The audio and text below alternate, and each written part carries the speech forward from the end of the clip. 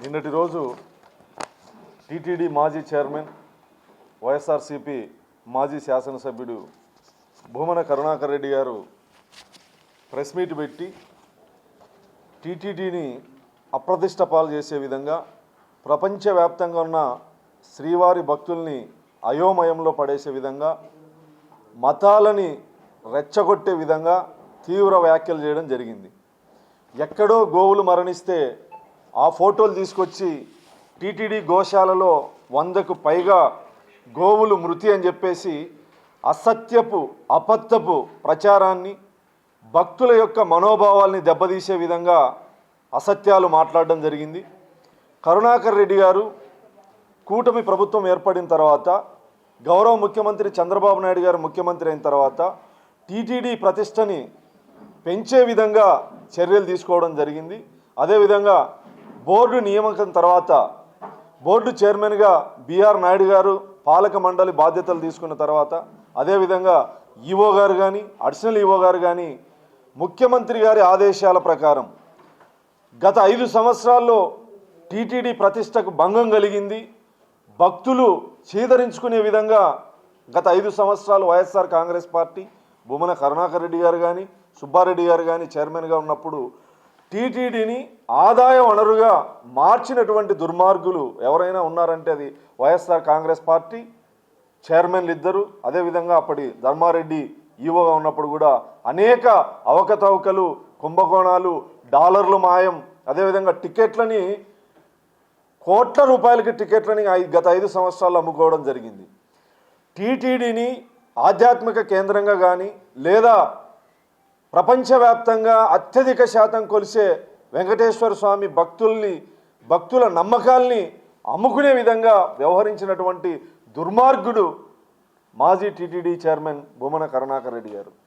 ఈరోజు బిఆర్ నాయుడు గారి నాయకత్వంలో కానీ గౌరవ ముఖ్యమంత్రి గారి సూచనలు సలహాలు ఆదేశాల మేరకు ఏదైతే గత ప్రభుత్వంలో అప్రతిష్ట పాలైందో టీటీడీ ప్రతిష్ట ఆ ప్రతిష్టను పెంచే విధంగా సామాన్య భక్తుల్ని విరివిగా టీటీడీ వచ్చే విధంగా స్వామివారి దర్శనం కోసం అనేక మార్పులు తీసుకురావడం జరిగింది.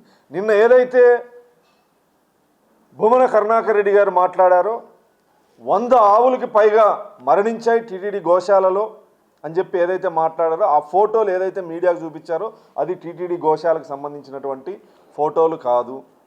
అన్ని అసత్యాలు అబద్ధాలు. జియో ట్యాగింగ్ లేదు, పరిశుభ్రత లేదు, ఆవుల యొక్క జనన మరణ ధృవీకరణాలు పట్టించుకోవడం లేదు అని చెప్పేసి మాట్లాడడం జరిగింది. సామాన్య భక్తులు గోశాలను సందర్శించినటువంటి భక్తులు అనేక మంది మాట్లాడడం జరిగింది. పరిశుభ్రంగా ఉన్నాయి, గతం కంటే ఇప్పుడు గోశాలను పరిశుభ్రంగా ఉంచారని చెప్పేసి మాట్లాడడం జరిగింది. ఈవో కానీ అడిషనల్ ఈవో గారు కానీ లేదా చైర్మన్ గారి ఆధ్వర్యంలో కానీ గోశాలని ఎప్పటికప్పుడు పర్యవేక్షించడం జరుగుతూ ఉంది. అక్కడ దాదాపు 266 మంది సిబ్బంది గోవుల యొక్క పరిశుభ్రత కానీ ఆరోగ్యాన్ని కానీ చూడడం జరుగుతూ ఉంది. జనన మరణాల లెక్కల్ని కరుణాకర్ రెడ్డి గారు వస్తే స్పష్టంగా చూపించడం జరుగుతుంది. జియో ట్యాగింగ్ లేదని చెప్పి మాట్లాడుతాను. ఇప్పుడు రా పదం కరుణాకర్ రెడ్డి గారు, ఇప్పుడు రా గోశాలకు పదం. జియో ట్యాగింగ్లు ఉన్నాయా లేదా, లేదా అక్కడ జనన మరణాల నమోదు స్పష్టంగా ఉందా లేదా అనేది నీ కళ్ళకు కట్టినట్లు చూపిస్తాం. గత ప్రభుత్వంలో కానీ ఇప్పుడు కానీ వేల సంఖ్యలో ఆవులు ఉన్నప్పుడు వృద్ధాప్య కారణంగా కానీ లేదా అనారోగ్య కారణంగా కానీ లేదా డెలివరీ సమయంలో కానీ సగటుకు 8 నుంచి 10 నెలకు మరణించడం అనేది గతం నుంచి జరుగుతూ ఉంది. ఈ 3 నెలల కాలంలో దాదాపు 20-25 లోపు గోవులు మరణించడం జరిగింది. నిన్నటి రోజు ఒంటిమిట్టలో సీతారాముల కళ్యాణం వైభవంగా జరగడం, అక్కడికి లక్షలాది మంది భక్తులు రావడం, లక్షలాది మంది లైవ్లో ఆ కళ్యాణాన్ని చూస్తున్నటువంటి తరుణంలో హిందూ ధర్మం పైన టీటీడీ పైన లేదా శ్రీవారి భక్తుల్ని అయోమయంలో నెట్టివేయడానికి డైవర్షన్ పాలిటిక్స్లో భాగంగా అసత్యపు మాటలు తప్ప కరుణాకర్ రెడ్డి మాట్లాడినటువంటి మాటల్లో వాస్తవాలు లేవని చెప్పేసి హిందువులు కానీ శ్రీవారిని కొలిసేటువంటి భక్తులు కానీ గమనించాలని చెప్పి సందర్భంగా విజ్ఞప్తి చేస్తాను. గతం నుంచి దివంగత రాజశేఖర రెడ్డి గారి దగ్గర నుంచి, జగన్మోహన్ రెడ్డి గారి దగ్గర నుంచి, కరుణాకర్ రెడ్డి లాంటి వాళ్ళ వరకు వైఎస్ఆర్ కాంగ్రెస్ పార్టీ కానీ లేదా గతంలో రాజశేఖర రెడ్డి గారి కాంగ్రెస్ పార్టీ కానీ కులాల మధ్య మతాల మధ్య విద్వేషాలు రెచ్చగొట్టడం వీళ్ళకి ఆనవాయితీ. నిన్నటి రోజు గౌరవ ముఖ్యమంత్రి చంద్రబాబు నాయుడు గారి నాయకత్వంలో, అదేవిధంగా టీటీడీ చైర్మన్ గారి నాయకత్వంలో కన్నుల పండుగగా ఎప్పుడు కని విని జరగని విధంగా సీతారాముల కళ్యాణం జరుగుతూ ఉంటే కోట్ల మంది భక్తులు టీవీల ద్వారా వీక్షిస్తూ ఉంటే లక్షలాది మంది భక్తులు ప్రత్యక్షంగా అక్కడికి వస్తే ఎక్కడా కూడా భక్తులకి అసౌకర్యం కల్పించకుండా అన్ని సౌకర్యాలు కల్పించి కన్నుల పండుగగా సీతారాముల కళ్యాణం జరుపుతూ ఉంటే జీర్ణించుకోలేక ఓర్చుకోలేక భక్తుల్లో అయోమయం క్రియేట్ చేయడానికి చేసినటువంటి కుట్ర తప్ప మరొకటి కాదు. మీరు కరుణాకర్ రెడ్డి గారిని ఒకసారి గమనిస్తే గతంలో నేను నాస్తికుణ్ణి అని చెప్పి మాట్లాడినటువంటి మాటలు కానీ, అదేవిధంగా తిరుమల కొండపైన ఏముంది నల్లరాయి పెకిలిస్తానని చెప్పి అహంకారంతో మాట్లాడినటువంటి మాటలు కానీ, అదేవిధంగా ఏముంది అక్కడ మొక్కాల్సినటువంటి అవసరం లేదు, అదొక నల్లరాయి చెప్పులతో వేస్తానని కూడా ఇదే కరుణాకర్ రెడ్డి మాట్లాడడం జరిగింది. ఇతనికి భక్తి ఉందా శ్రీవారి పట్ల? ఇతను ఈరోజు సనాతన ధర్మం గురించి, హిందూ ధర్మం గురించి ఆధ్యాత్మికంగా మాట్లాడడం ఏదైతే ఉందో అది కేవలం భక్తుల్ని మనోభావాలు దెబ్బతీసి విద్వేషాలు రెచ్చగొట్టే కుట్ర తప్ప మరొకటి కాదని చెప్పి నేను సందర్భంగా తెలియజేస్తా ఉన్నా. టీటీడీ చైర్మన్గా బొమ్మన కరుణాకర్ రెడ్డి గారు టీటీడీని ఆదాయ వనరుగా చూశారు. టికెట్లు అమ్ముకునే దగ్గర నుంచి, వాటర్ బాటిల్ అమ్ముకునే దగ్గర నుంచి, డాలర్ల మాయం దగ్గర నుంచి, అనేక కళ్యాణోత్సవంలో తాలిబొట్ల కుంభకోణం దగ్గర నుంచి కేవలం భక్తితో కాకుండా భక్తుల సౌకర్యాల కోసం చైర్మన్గా విధులు నిర్వహించాల్సినటువంటి వ్యక్తి రోజుకి కొన్ని వందల టికెట్లు అమ్ముకోవడం జరిగింది.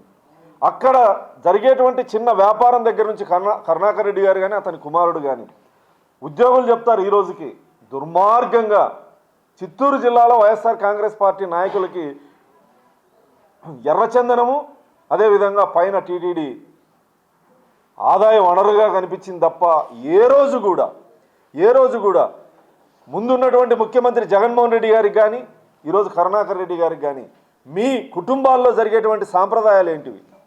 మీ కొడుకు కూతుర్ల యొక్క వివాహాల్ని ఏ సాంప్రదాయంగా చేశారు? ఈరోజు మీరు టీటీడీ మీద కానీ హిందుత్వం మీద కానీ మాట్లాడేటువంటి నైతిక హక్కు మీకుందా?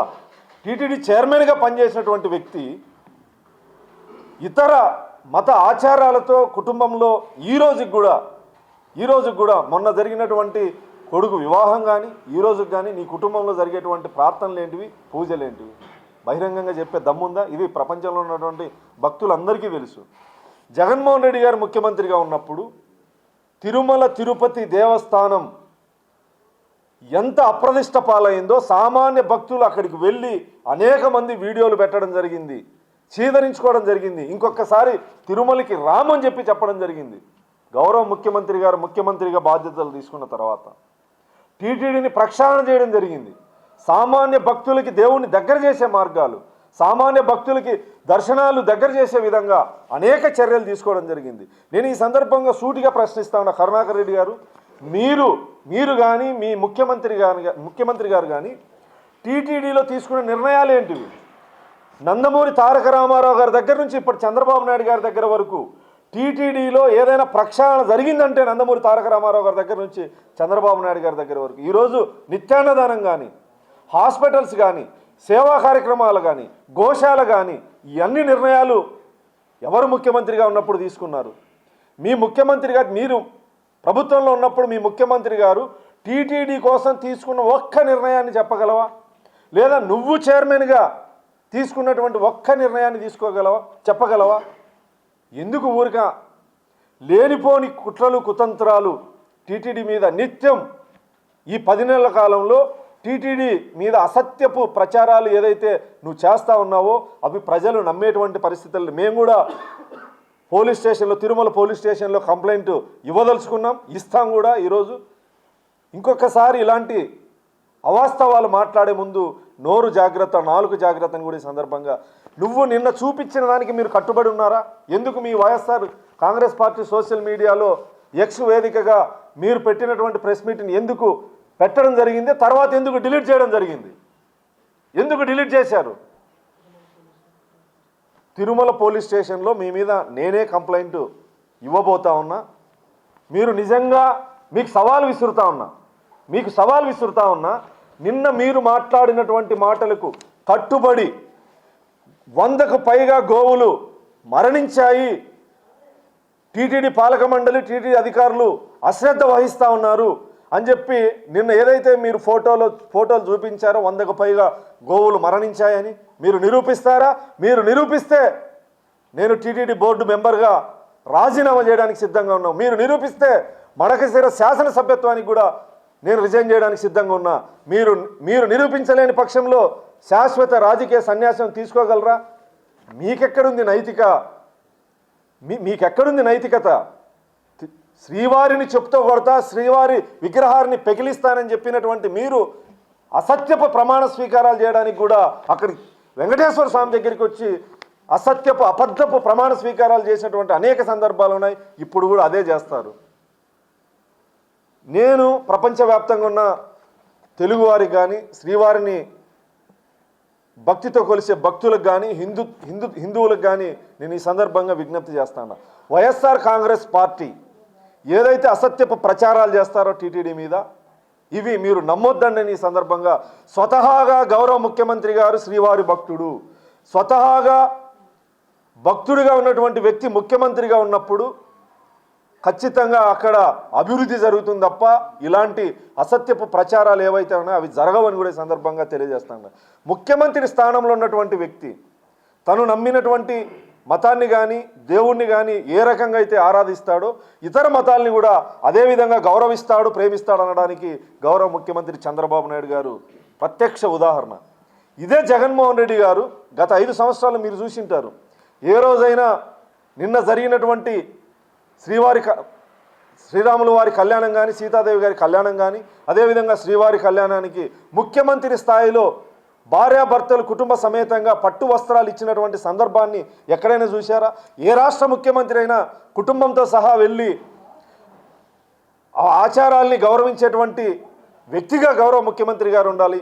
గత 5 సంవత్సరాల్లో ఏ ఒక్కసారైనా కుటుంబ సమేతంగా తిరుమలకు వచ్చినటువంటి సందర్భం ఉందా? రాష్ట్ర విభజన తర్వాత భద్రాద్రి తెలంగాణకి వెళితే అప్పటికప్పుడు గౌరవ ముఖ్యమంత్రి గారు, అప్పుడు ముఖ్యమంత్రిగా ఉన్న చంద్రబాబు నాయుడు గారు ఒంటిమిట్టని భద్రాద్రితో సమానంగా అభివృద్ధి చేసినటువంటి చరిత్ర గౌరవ ముఖ్యమంత్రి చంద్రబాబు నాయుడు గారికి ఉంది. ఈ జగన్మోహన్ రెడ్డి గారి పరిపాలనలో అనేక క్రైస్తవ మిషనరీల మీద దాడులు జరిగాయి, క్రైస్తవుల ఆస్తులు అన్యాక్రాంతమయ్యాయి, పాస్టర్ల మీద దాడులు జరిగాయి, హత్యలు జరిగాయి. గౌరవ ముఖ్యమంత్రి గారు చంద్రబాబు నాయుడు గారు ఉన్నంత అప్పుడు ప్రభుత్వం కానీ ఇప్పుడు కానీ అన్ని మతాల్ని గౌరవిస్తూ తను ఉన్నటువంటి మతాన్ని ప్రేమించేటువంటి వ్యక్తిగా గౌరవ ముఖ్యమంత్రి గారిని మీరు చూడొచ్చు. కరుణాకర్ రెడ్డి లాంటి వ్యక్తులు దుర్మార్గులు చేసేటువంటి అసత్యపు అబద్ధపు మాటలు నమ్మొద్దని చెప్పేసి ఈ సందర్భంగా భక్తులకు విన్నవిస్తా ఉన్నారు.